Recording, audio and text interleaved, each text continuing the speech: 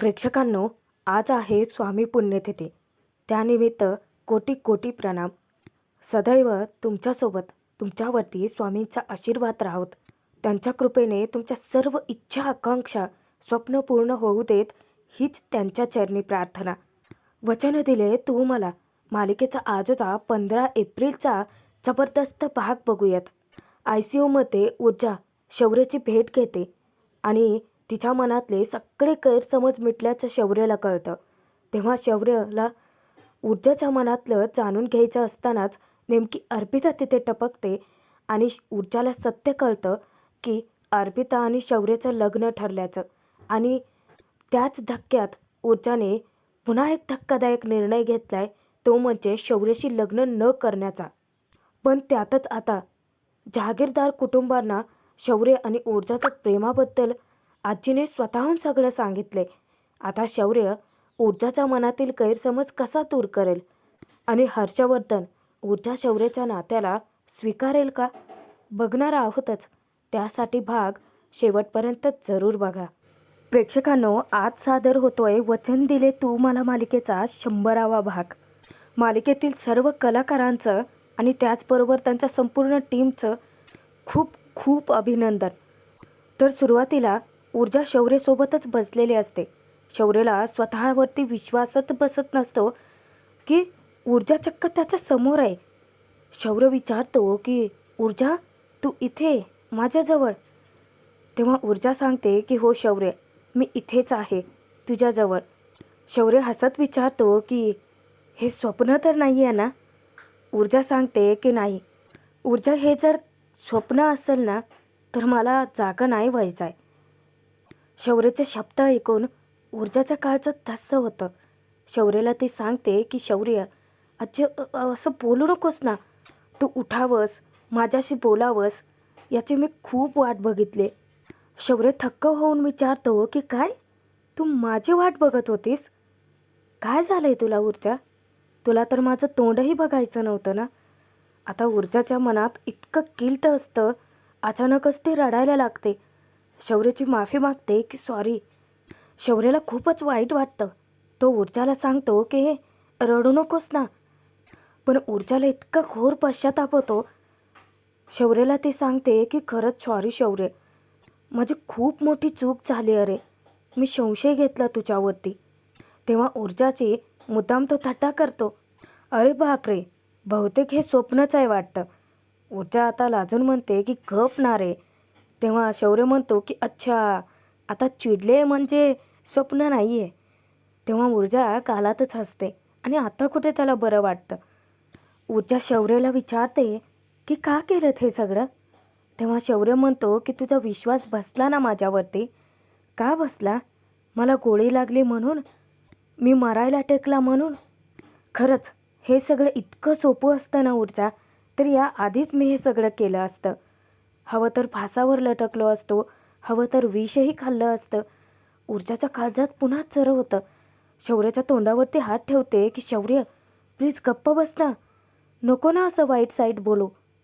शौर्य विचारतो की काय झालं, त्रास झाला का तुला? तेव्हा ऊर्जा म्हणते की हो, खूप. हे 2 दिवस मी कसे काढलेत ना, माझं मला माहिती आहे. तेव्हा शौर्य मुद्दामच म्हणतो की चला, म्हणजे आता मी मेलो तरी चालणार आहे. तेव्हा ऊर्जा आणखीन चिडते. बस करणारे शौर्य. आता दोघांमध्ये सगळे गैरसमज मिटलेले असतात. खरं तर ऊर्जाने त्याला ॲक्सेप्ट केलेलं असतं. ऊर्जाच्या डोळ्यातून अश्रू काही थांबत नाही. पण शौर्याला ती सांगते की शौर्य, माझा ना आता खरंच विश्वास बसलाय की तुझं खरं प्रेम होतं माझ्यावरती. तू कुठल्याच प्लॅनमध्ये सामील नव्हतास. आत्ता कुठे शौर्याचा चिवात जीव येतो. आता कुठे त्याला जग जिंकल्यासारखं वाटतं. शौर्य ऊर्जाला विचारतो की पण आज मी ICUमध्ये आहे आणि मला बरं वाटावं म्हणून तर फक्त हे बोलत नाही आहेस ना? तेव्हा ऊर्जा म्हणते की अजिबात नाही आहे. माझी जुनी वाईट सवय आहे ना की मी कधीही कुठेही खोटं बोलूच शकत नाही. प्रयत्न करूनही मला हे जमणार नाही. तेव्हा शौर्य विचारतो की तू मारेकरी सापडला का? तेव्हा ऊर्जा सांगते की नाही, पण हा शौर्य खरंच वेडा आहे, ठार वेडा आहे. कारण तो ऊर्जाला म्हणतो की प्लीज त्या मारेकऱ्याला लवकर शोध, कारण मला त्याला घट्ट मिठी मारायची आहे.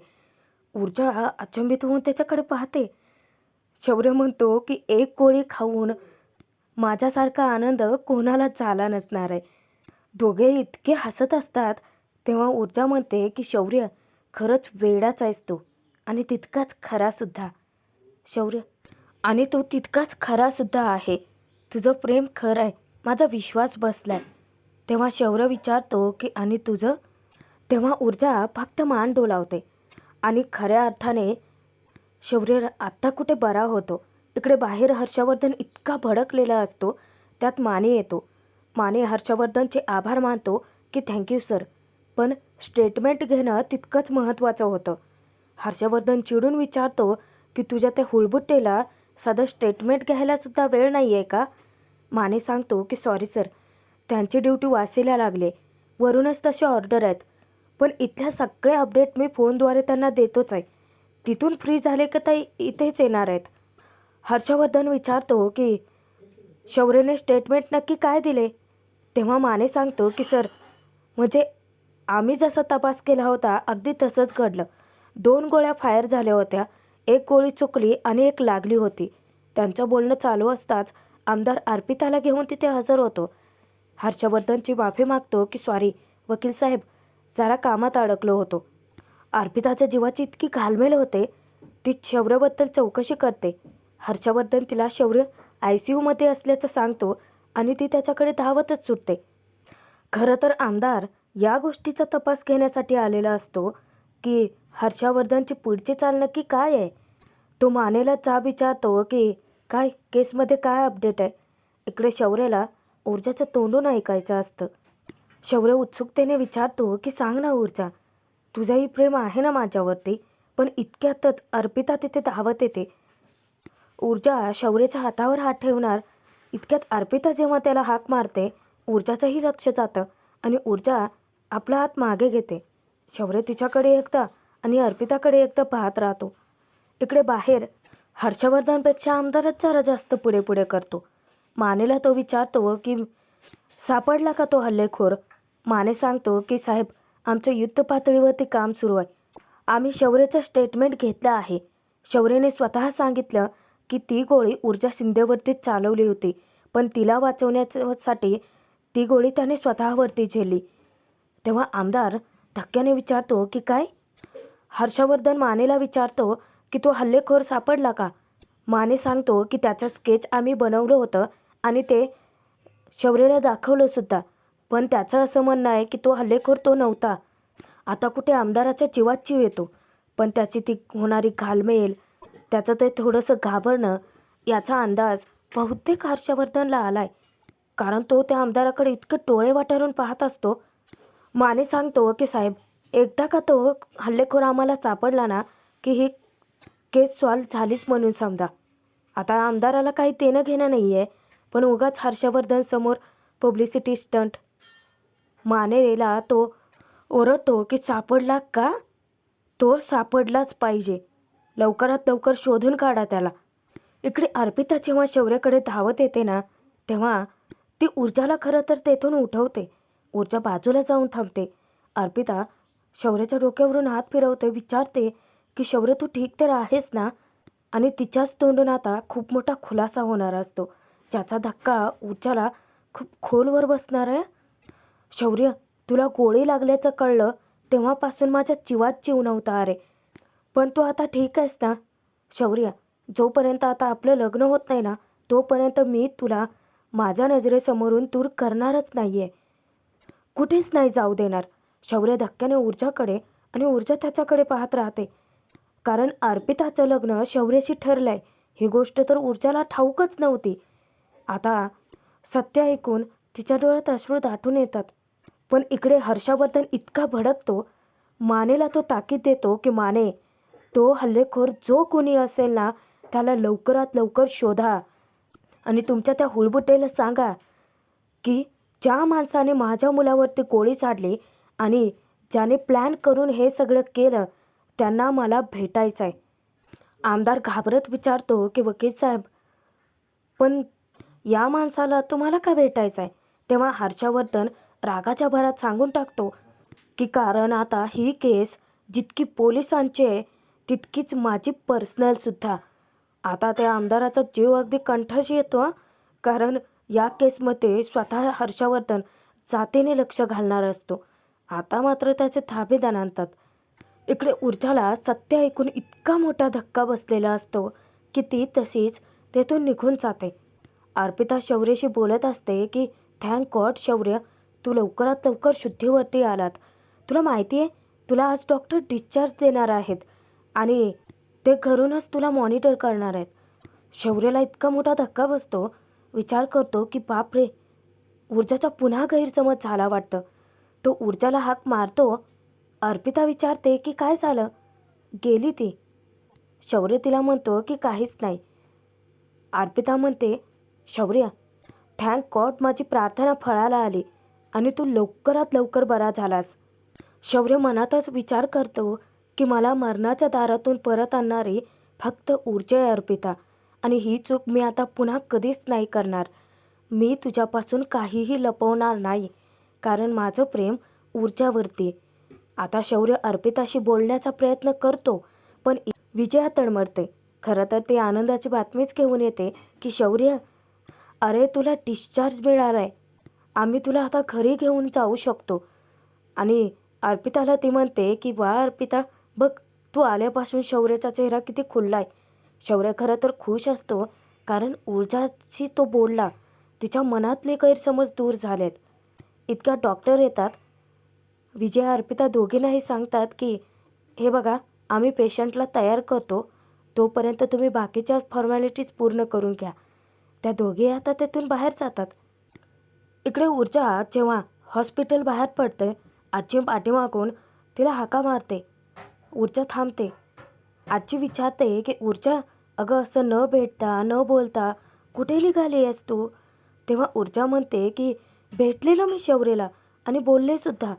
आजी विचारते की पण मी काय म्हणते हे तुला कळलं आहे ऊर्जा? तेव्हा ऊर्जा काळजावर दगड ठेवून सांगते की मी इथून गेलेलंच बरं आहे. तेव्हा आजी विचारते की अगं पण शौर्य आता बरा झाला आहे ना? ऊर्जा सांगते की हो, त्याचंच तर समाधान आहे ना आजी. खरं तर मागचे 2 दिवस या सगळ्याचा मला खूप त्रास झाला आहे. कदाचित यासाठी असे प्रसंग आपल्या आयुष्यात घडत असावेत. मागच्या 2 दिवसात घडलेल्या खूप घटना खूप काही शिकवून गेल्यात मला. पण ऊर्जा जे काही बोलते ते इतकं खोड्यात बोललेली असते की आजीला तर ते उमगतच नाही. कारण ती बोलते अर्पिताबद्दल. शौर्य अर्पिताच्या लग्नाबद्दल माहितीच नव्हतं ना ऊर्जाला. ऊर्जा म्हणते की ठीक आहे, मी निघते आता. तेव्हा आजी मग विचारते की अगं अशी लगेच कुठे जातेस तू? आत्ता कुठे शौर्यला तुझी गरज आहे. अगं एकदा शौर्य घरी आला ना तर मग तुम्ही दोघं पुन्हा नाही भेटू शकणार लवकर. ऊर्जा सांगते की माहिती आहे मला, पण मी निघते आता. तेव्हा आजी ऊर्जाला विचारते की अगं आत्ता शौर्यला तुझ्या सहवासाची जास्त गरज आहे आणि तू असं त्याला अचानक तुझ्या आयुष्यातून वजा नाही करू शकत. ऊर्जा म्हणते की वजा करतच नाही आहे मी. ऊर्जाच्या मनात आता इतका मोठा आघात झालेला असतो ना. ऊर्जा म्हणते की मी त्याच्या आयुष्याचा कधी भाग तरी होते का? तेव्हा आजी विचारते की अगं आयुष्याचा भाग असं का म्हणतेस तू? तू तर त्याचं पूर्ण आयुष्य आहेस. लग्न ही फक्त तुमच्यासाठी एक फॉर्मॅलिटी आहे. तुम्ही दोघेही एकमेकांचे केव्हाच झाला आहात. ऊर्जाला अचानक अर्पिताचं बोलणं आठवतं. ती शौर्याला म्हणत होती की ती त्याच्याशिवाय जगूच शकत नाही, आणि दुसरं म्हणजे ती शौर्याला त्यांचं लग्न होईपर्यंत नजरेआडही होऊ देणार नाही आहे. तेव्हा ऊर्जा आजीला म्हणते की पण मला नाही वाटत आहे असं. ऊर्जा पुढे आजीला सांगते की मला आजपर्यंत फक्त इतकंच वाटत होतं की शौर्य हर्षवर्धन जहागीरदारचा मुलगा आहे. पण शौर्याच्या आयुष्यात अशा बऱ्याच गोष्टी घडल्या आहेत की ज्याची मला कल्पनासुद्धा नाही आहे. आजी विचारते की पण कशाबद्दल बोलतेस? तेव्हा ऊर्जा म्हणते की जाऊ देत ना आजी, तसंही शौर्यबद्दल माझ्या मनात कुठलीही आडी नाही आहे. काही गोष्टी अशा असतात ज्या वेळेवरती आपल्याला कळल्यालाच चांगल्या. आजी विचारते की अगं मला तुझ्या बोलण्याचा अर्थच लागत नाही आहे. तेव्हा ऊर्जा सांगते की आता कुठल्याच गोष्टीला काहीच अर्थ राहिला नाही आहे. ही स्वतःच ठरवून मोकळी झाले. आजी पुढे काही बोलणार तर ऊर्जा सांगते की राहू देत ना आजी. ना शौर्यबद्दल माझ्या मनात वाईट भावना आहे ना तुमच्याबद्दल. मी येते. आणि ती निरोप घेऊन निघून जाते.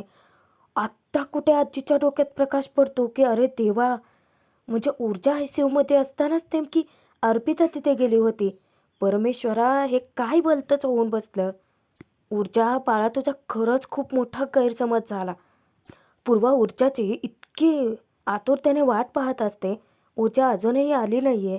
मग ती फोन करायचं ठरवते. इतक्यात ऊर्जा आनंदाने इतकी धावत आलेली असते. पूर्वाला येऊन आनंदाची बातमी देते की आई, तुला माहिती आहे शौर्य बरा झाला. मी भेटले त्याच्याशी आणि बोलले सुद्धा. तेव्हा पूर्वा ही खूप खुश होते शौर्यसाठी. ती म्हणते की परमेश्वरा, खरंच खूप छान बातमी दिलीत. हे खरंच बरं झालं. आणि दोघेही गणपती बाप्पाचे हात जोडून आभारच मानत असतात. आई, तुला माहिती आहे डॉक्टर म्हणत होते की हे एक मिरॅकल आहे. म्हणजे शौर्य कसा बरा झाला ना, याचं उत्तर त्यांच्याकडे सुद्धा नाही आहे. तेव्हा पूर्वा म्हणते की राहू देत नसू देत का, तो बरा झाला ना यातच आनंद आहे.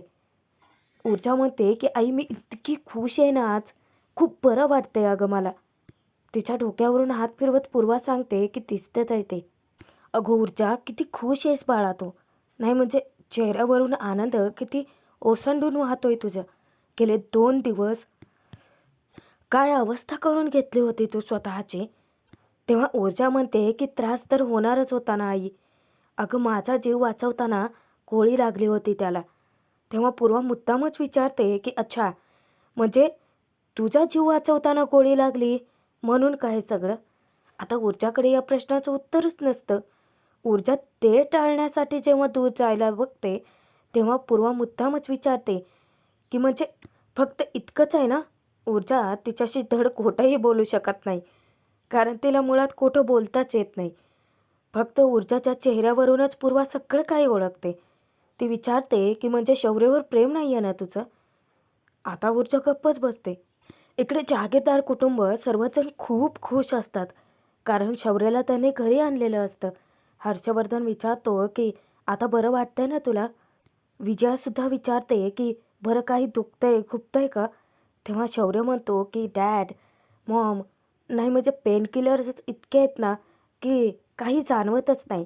हो, पण विकनेस थोडासा जाणवतो हा. तेव्हा शौर्यला हर्षवर्धन सांगतो की ठीक आहे, तू ना मस्त आराम कर. पण शौर्य विचारतो की डॅड, तो मारेकरी तुम्हाला सापडला का. हर्षवर्धन म्हणतो की त्या मारेकऱ्याशी तुझा काहीही संबंध नाही आहे आता. शौर्य विचारतो की का, गोळी तर मला लागली आहे ना. तेव्हा आदित्य मुद्दाम म्हणतो की हो साहेब, गोळी तुम्हालाच लागली आहे. पण आधी तुम्ही बरे तरी व्हा. आधी तुमची तब्येत सुधारा, मग मारेकऱ्याचं बघू आपण हा. तेव्हा सोनल म्हणते की काका, मला तर वाटतं की दादाला ना आपण आराम करू दिलेलाच चांगला, म्हणजे तो लवकरात लवकर बरा होईल ना. तेव्हा हर्षवर्धन म्हणतो की हो, आणि बेटा तू आता फक्त आनंदी राहायचं आहेस. आता तीर्थ हट्ट करते की तुम्ही सगळे जा, मी इथेच थांबणार आहे माझ्या दादाजवळ. तेव्हा शौर्य मुद्दाम नाटक करतो की सगळेच जण घाबरतात. ला विचारतात की काय झालं. शौर्य हसत म्हणतो की काही नाही, ही इथे थांबणार आहे म्हटली ना, मग डोक्यात कळ गेली माझ्या. तेव्हा सर्वजण इतके हसत सुटतात. मस्त आनंदाचं चैतन्याचं वातावरण असतं तिथे. त्यात सोनल अचानकच आता शौर्यला घट्ट मिठी मारते. दादा तू लवकर बरा हो. शौर्य म्हणतो की आता खरंच दुखतंय या. विजया ओरडते की सोनल, अगं काय करतेस, त्रास होतोय ना त्याला. तीर्था इतकं लहान मुलांसारखं वागते. शौर्यला विचारते की पण दादा तू कधी बरा होणार आहेस. शौर्य सांगतो की तीर्था, आता आलोय ना घरी, जखम भरायला थोडा वेळ लागेल, पण होईल की नाही ठीक. इकडे ऊर्जा पूर्वाच्या तावडीतून निसटणार असते, पण पूर्वा तिला सोडतच नाही. ती पुढे येऊन पुन्हा तोच प्रश्न विचारते की बोल म्हणू, शौर्यवरती प्रेम नाही आहे तुझं. तेव्हा ऊर्जा उत्तर द्यायचं टाळते. आलेच मी. पुन्हा पूर्वा तिला थांबवते की मला माझ्या प्रश्नाचं उत्तर हवंय. आई आहे मी तुझी. तुझ्या मनात नक्की काय चाललंय ते मला कळायला हवंय. मागचे 2 दिवस तुझी काय अवस्था होती तेही बघितलंय मी, आणि आता तुझा आनंदसुद्धा बघितलाय. ऊर्जा तोंड फिरवते, तरीही पूर्वा हट्टच धरून बसते. ऊर्जा म्हणते की जाऊ देत नाही. तसंही आता या सगळ्याला काहीच अर्थ नाही आहे. आता पूर्वाला धक्का बसतो. पूर्वा विचारते की तुझ्या मनात नक्की काय चाललंय म्हणू, मला अंदाजच येत नाहीये. तेव्हा पूर्वाला ऊर्जा धक्कादायक निर्णय ऐकवते. ऊर्जा म्हणते की आई, हे बघ, कितीही काहीही जरी झालं तरी मी शौर्यसोबत लग्न करणार नाही. तेव्हा पूर्वा हादरूनच जाते. कधीच नाही. ऊर्जाचा असा अचानक निर्णय ऐकून पूर्वासुद्धा संभ्रमात पडते की नक्की काय चाललंय हिचं. शौर्यासाठी हिचा जीवही तडफडतोय आणि शौर्य ठीक झाला म्हणून तिला आनंदही होतोय. पण अचानकच मग ती अशी का वागते? आता या प्रश्नाचं उत्तर तर ऊर्जाच देऊ शकते. भाग इथेच संपतोय. पुढील भागात आता दुसरा धक्कादायक खुलासा झालाय. कारण हर्षवर्धन आजीला विचारतो की आता मला माझ्या प्रश्नाचं उत्तर द्या की ते दोघं एकमेकांना ओळखतात का? तेव्हा आजी सांगते की हर्षवर्धन, फक्त ते दोघे एकमेकांना ओळखतच नाही तर एकमेकांवरती जीवापाड प्रेमसुद्धा करतात. तेव्हा जहागीरदार कुटुंबच हादरतं, कारण इतकी मोठी गोष्ट त्यांना ठाऊकच नव्हती. आणि इकडे ऊर्जाकडून धक्कादायक बातमी पूर्वाला कळते.